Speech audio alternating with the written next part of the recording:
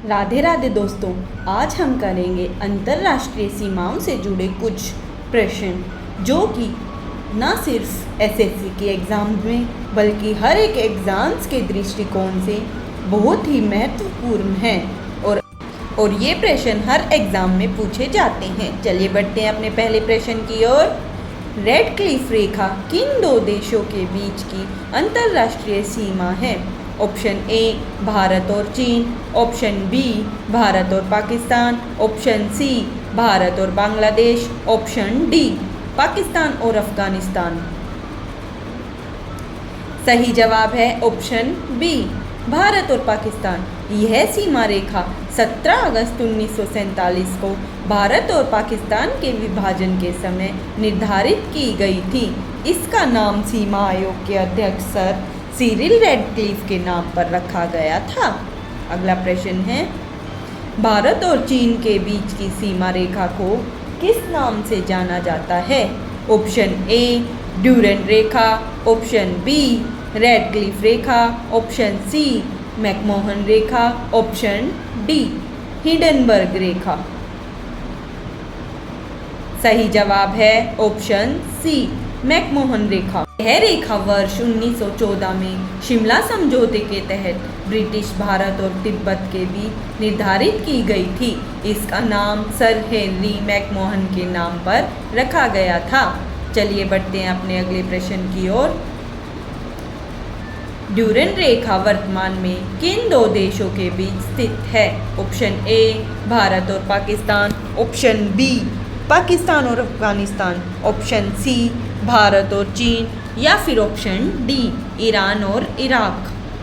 सही जवाब आप हमें कमेंट सेक्शन में भी दें। इसका सही जवाब है ऑप्शन बी पाकिस्तान और अफगानिस्तान। यह रेखा 1893 में ब्रिटिश राजनयिक सर मोर्टिमर डूरंट और अफगान अमीर अब्दुल रहमान खान के बीच एक समझौते के तहत खींची गई थी। चलिए बढ़ते हैं अगले प्रश्न की ओर। अगला प्रश्न है, भारत के किस पड़ोसी देश के साथ भारत अपनी सबसे लंबी स्थलीय सीमा साझा करता है? ऑप्शन ए चीन, बी पाकिस्तान, सी बांग्लादेश या फिर डी नेपाल। अगर आपको वीडियो पसंद आए तो इसको लाइक, शेयर और सब्सक्राइब ज़रूर करें। सही जवाब है ऑप्शन सी बांग्लादेश। भारत और बांग्लादेश के बीच की स्थलीय सीमा की कुल लंबाई लगभग 4156 किलोमीटर है। यह दुनिया की 5वीं सबसे लंबी भूमि सीमा है। चलिए बढ़ते हैं अपने अगले प्रश्न की ओर। पाकिस्तान के साथ भारत के कितने राज्य और केंद्र शासित प्रदेश सीमा बनाते हैं? ऑप्शन ए 3, बी 4, सी 5 या फिर डी 6। सही जवाब आप हमें कमेंट सेक्शन में भी ज़रूर लिखें। इसका सही जवाब है ऑप्शन सी 5। पाकिस्तान के साथ भारत के कुल 3 राज्य और 2 केंद्र शासित प्रदेश अपनी सीमा साझा करते हैं। इन राज्यों में पंजाब, राजस्थान और गुजरात शामिल हैं, जबकि जम्मू कश्मीर और लद्दाख केंद्र शासित प्रदेश हैं। अगला प्रश्न है, भारत और श्रीलंका को कौन सी जल संधि अलग करती है? ऑप्शन ए पाक जलडमरूद्रह, ऑप्शन बी मकासार जल संधि, सी मलक्का जल संधि, डी जिब्राल्टर जल संधि। इसका सही जवाब है ए पाक जलडमरूद्रह। यह जल संधि भारत के तमिलनाडु राज्य और श्रीलंका के मन्नार द्वीप के बीच स्थित है। इसका नाम मद्रास प्रेसिडेंसी के पूर्व गवर्नर रॉबर्ट पाक के नाम पर रखा गया था। चलिए बढ़ते हैं अपने अगले प्रश्न की ओर। भारत और नेपाल के बीच कौन सी नदी प्राकृतिक सीमा बनाती है? ए तीस्ता नदी, बी काली नदी, सी कोसी नदी, डी गंडक नदी। अगर आपको वीडियो पसंद आए तो हमारे चैनल को लाइक, शेयर और सब्सक्राइब ज़रूर करें। सही जवाब है ऑप्शन बी काली नदी, जिसे महाकाली या शारदा नदी भी कहा जाता है। उत्तराखंड और नेपाल के बीच एक प्राकृतिक सीमा का निर्माण करती है। वर्ष 1816 में ब्रिटिश ईस्ट इंडिया कंपनी और नेपाल के बीच हुई संधि के तहत इसे दोनों देशों की सीमा माना गया था। अगला प्रश्न है, जीरो लाइन भारत और किस देश के बीच की सीमा को कहा जाता है? ए. भारत और पाकिस्तान, बी. भारत और म्यांमार, सी. भारत और बांग्लादेश, डी. भारत और चीन। सही जवाब है ऑप्शन सी, भारत और बांग्लादेश। भारत के त्रिपुरा राज्य और बांग्लादेश के बीच की अंतर्राष्ट्रीय सीमा को विशेष रूप से जीरो लाइन या शून्य रेखा कहा जाता है। यह रेखा दोनों देशों के बीच बेहद करीब की सीमा को दर्शाती है। चलिए बढ़ते अपने अगले प्रश्न की ओर। 38वीं समानांतर रेखा किन दो देशों को विभाजित करती है? ए. अमेरिका और कनाडा, बी. उत्तर कोरिया और दक्षिण कोरिया, सी. जर्मनी और फ्रांस, या फिर डी. सूडान और मिस्र। सही जवाब है ऑप्शन बी, उत्तर कोरिया और दक्षिण कोरिया। यह अक्षांश रेखा कोरियाई प्रायद्वीप को लगभग 2 बराबर भागों में विभाजित करती है। द्वितीय विश्व युद्ध के अंत में इसे सोवियत संघ और अमेरिकी प्रभाव वाले क्षेत्रों के बीच सीमा बनाया गया था। चलिए बढ़ते अगले प्रश्न की ओर। 49वीं समानांतर रेखा दुनिया के किन दो प्रमुख देशों को अलग करती है? ए. अमेरिका और कनाडा, बी. ब्राज़ील और अर्जेंटीना, सी. चीन और रूस, या फिर डी. फ्रांस और जर्मनी। सही जवाब है ए. अमेरिका और कनाडा। यह अक्षांश रेखा संयुक्त राज्य अमेरिका और कनाडा के बीच की एक बेहद लंबी और प्रसिद्ध अंतर्राष्ट्रीय सीमा है। इसे दुनिया की सबसे लंबी बिना सैन्य पहरे वाली सीमा माना जाता है। चलिए बढ़ते अपने अगले प्रश्न की ओर। हिडनबर्ग रेखा किन दो देशों के बीच की सीमा है? ए. फ्रांस और जर्मनी, बी. जर्मनी और पोलैंड, सी. रूस और फिनलैंड, या फिर ऑप्शन डी. इटली और ऑस्ट्रिया। सही जवाब है ऑप्शन बी, जर्मनी और पोलैंड। यह प्रथम विश्व युद्ध के दौरान जर्मन सेना द्वारा बनाई गई एक मजबूत रक्षात्मक सैन्य रेखा थी। यह रेखा पोलैंड और जर्मनी के बीच की सीमा स्थिति को दर्शाती थी। चलिए बढ़ते अपने अगले प्रश्न की ओर। मैगिनोट रेखा किस देश द्वारा और किसके खिलाफ बनाई गई थी? ए. फ्रांस द्वारा जर्मनी के खिलाफ, बी. जर्मनी द्वारा फ्रांस के खिलाफ, सी. रूस द्वारा पोलैंड के खिलाफ, या फिर ऑप्शन डी. ब्रिटेन द्वारा फ्रांस के खिलाफ। सही जवाब है ऑप्शन ए, फ्रांस द्वारा जर्मनी के खिलाफ। 1930 के दशक में फ्रांस ने जर्मनी के संभावित आक्रमण से बचने के लिए अपनी कंक्रीट की मजबूत रक्षात्मक दीवार बनाई थी। इसका नाम फ्रांस के युद्ध मंत्री आंद्रे मैगिनोट के नाम पर रखा गया था। चलिए बढ़ते अगले प्रश्न की ओर। सिगफ्राइड रेखा किन दो देशों के बीच की सीमा है? ऑप्शन ए, इटली और फ्रांस, ऑप्शन बी, जर्मनी और फ्रांस, ऑप्शन सी, पोलैंड और रूस, या फिर ऑप्शन डी, अमेरिका और मैक्सिको। सही जवाब आप हमें कमेंट सेक्शन के द्वारा भी दे सकते हैं।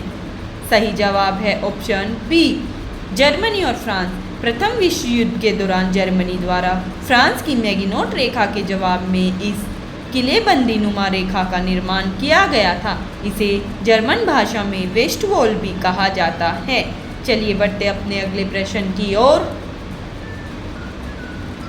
ऑर्डरनीस रेखा किन दो देश को अलग करती है? ऑप्शन ए, उत्तर और दक्षिण वियतनाम, ऑप्शन बी, जर्मनी और पोलैंड, ऑप्शन सी, इराक और कुवैत, या फिर ऑप्शन डी, स्पेन और पुर्तगाल। सही जवाब है ऑप्शन बी, जर्मनी और पोलैंड। द्वितीय विश्व युद्ध की समाप्ति के बाद वर्ष 1945 के पोट्सडैम सम्मेलन में इस अंतर्राष्ट्रीय सीमा को निर्धारित किया गया था। यह सीमा मुख्य रूप से ऑर्डर और नीस नामक दो नदियों के प्रवाह मार्ग पर आधारित है। अगला प्रश्न है, मैनरहेम रेखा किन दो देशों के बीच में स्थित है? ए, रूस और फिनलैंड, बी, जर्मनी और पोलैंड, सी, फ्रांस और इटली, डी, इंग्लैंड और स्कॉटलैंड। सही जवाब है ऑप्शन ए रूस और फिनलैंड। फिनलैंड ने सोवियत संघ के संभावित हमलों से अपनी सुरक्षा के लिए करेलियन इस्थमस पर इस रक्षा पंक्ति का निर्माण किया था।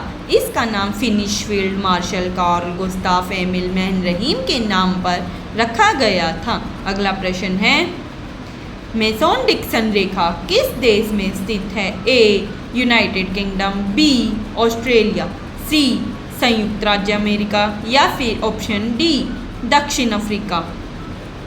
अगर आपको वीडियो पसंद आए तो हमारे चैनल को लाइक, शेयर एंड सब्सक्राइब ज़रूर करें। सही जवाब है ऑप्शन सी संयुक्त राज्य अमेरिका। यह 1760 के दशक में चार्ल्स मेसन और जेरेमिया डिक्सन द्वारा सर्वेक्षित की गई 4 अमेरिकी राज्यों के बीच की एक ऐतिहासिक सीमा रेखा है। चलिए बढ़ते अपने अगले प्रश्न की ओर। अगला प्रश्न है, भूमध्य रेखा को किस अन्य नाम से जाना जाता है?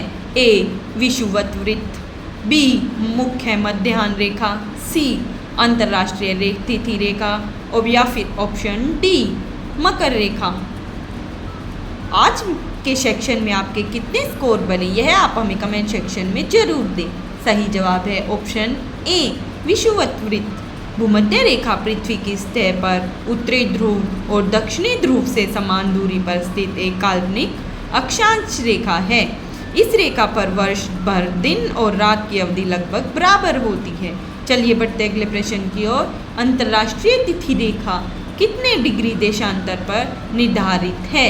ए 0 डिग्री देशांतर, बी 90 डिग्री देशांतर, सी 180 डिग्री देशांतर या फिर ऑप्शन डी 360 डिग्री देशांतर। सही जवाब है ऑप्शन सी 180 डिग्री देशांतर। यह प्रशांत महासागर के बीच से गुजरने वाली एक काल्पनिक देशांतर रेखा है जहां से नए दिन की शुरुआत मानी जाती है। चलिए बढ़ते अपने अगले प्रश्न की ओर। आपका अगला प्रश्न है, ग्रीनविच मीन टाइम रेखा कितने डिग्री देशांतर से गुजरती है? ए 0 डिग्री देशांतर, बी 180 डिग्री देशांतर, सी 23.5 देशांतर या फिर ऑप्शन डी 82.5 डिग्री देशांतर। सही जवाब है ऑप्शन ए 0 डिग्री देशांतर। इसे प्रधान मध्याह्न रेखा भी कहा जाता है जो लंदन के निकट स्थित रॉयल ग्रीनविच ऑब्जर्वेटरी से होकर गुजरती है। दुनिया के सभी देशों का मानक समय इसी रेखा के आगे या पीछे मापा जाता है। चलिए बढ़ते अपने अगले प्रश्न की ओर। कर्क रेखा भारत के कितने राज्यों से होकर गुजरती है? ए 6 राज्य, बी 7 राज्य, सी 8 राज्य या फिर ऑप्शन डी 9 राज्य।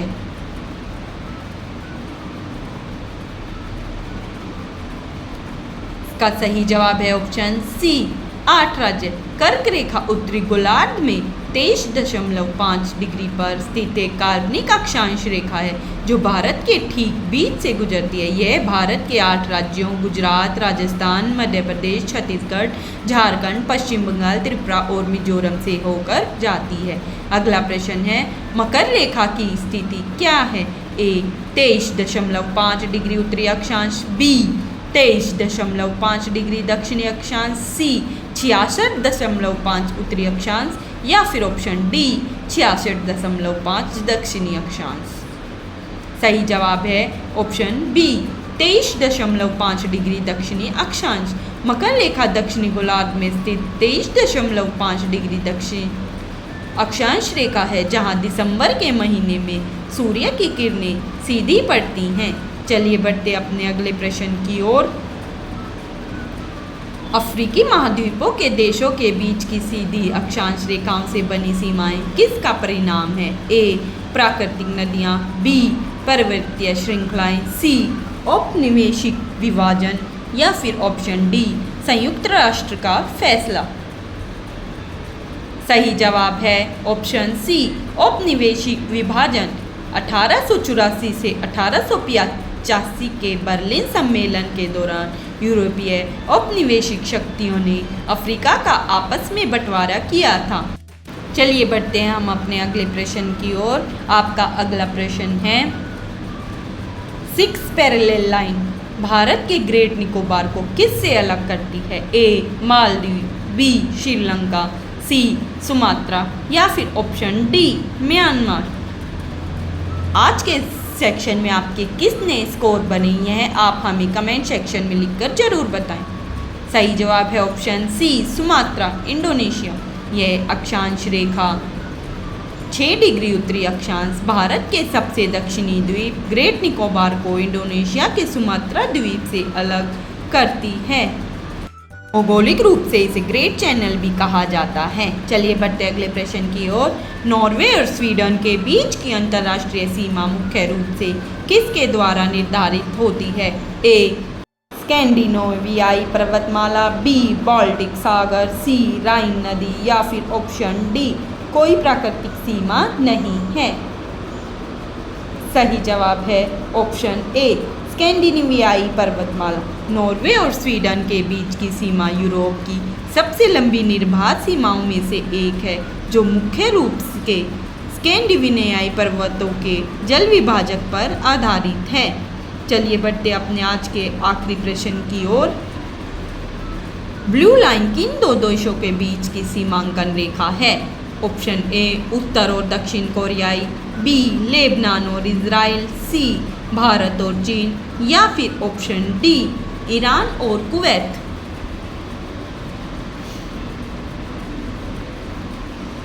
सही जवाब है ऑप्शन बी लेबनान और इजराइल। यह रेखा संयुक्त राष्ट्र द्वारा वर्ष 2000 में प्रकाशित की गई थी ताकि लेबनान से इजरायली सेना की पूर्ण वापसी की पुष्टि की जा सके।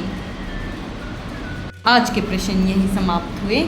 अगर आपको हमारी वीडियो पसंद आए तो चैनल को लाइक, शेयर और सब्सक्राइब ज़रूर करें और अपने आने वाले सभी एग्ज़ाम्स की तैयारी के लिए हमारे YouTube channel GK by RK को सब्सक्राइब करें और बेल आइकन का बटन दबाएं ताकि समय समय पर आपको हमारी वीडियो की जानकारी मिलती रहे। धन्यवाद।